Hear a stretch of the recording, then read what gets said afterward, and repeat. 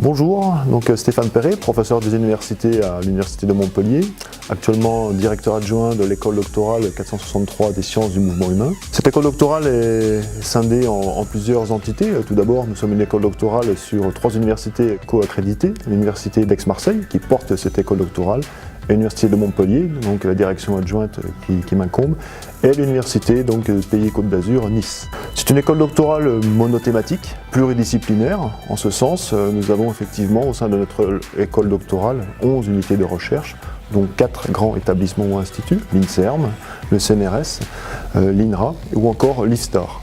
Nos travaux ont effectivement ici une orientation sur la recherche fondamentale, aussi bien effectivement sur une approche orientée sur l'homme, mais aussi avec un éclairage, notamment à partir d'un modèle animal pour avoir ici des mécanismes plus fondamentaux sur l'étiologie du mouvement humain à travers différents organes, notamment l'étage musculaire, mais aussi ça peut être l'étage cérébral. Notre école doctorale compte actuellement environ 190 enseignants-chercheurs, dont une centaine bénéficient de l'HDR. Nous avons actuellement donc 110 étudiants en thèse au cours de cette année 2018-2019. Les différentes thématiques de cette école doctorale, notamment les champs disciplinaires, rejoignent les sciences de la vie et de la santé, les neurosciences cognitives, la psychologie, mais encore le contrôle moteur. Nous avons également les sciences ici du numérique, les sciences également humaines et sociales. À ce jour, nous accueillons environ 50% d'étudiants avec une origine de master qui proviennent de l'extérieur. Nous avons également environ 25% d'étudiants salariés qui mènent un travail de recherche translationnel, à savoir un travail entre le CHU, appliqué au métier ici tout simplement de la médecine, en lien avec l'activité physique, avec des portées sur des pathologies où il y a le désordre du mouvement. Je pense évidemment à la maladie de Parkinson ou encore les pathologies telles que l'accident vasculaire cérébral où il est nécessaire de rééduquer ces patients après cet accident vasculaire cérébral.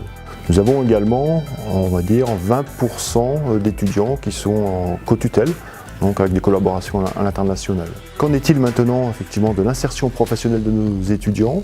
Environ 25% sont avec un financement en lien avec le milieu de l'entreprise, ce sont les financements CIFRE. Derrière, l'insertion relativement satisfaisante.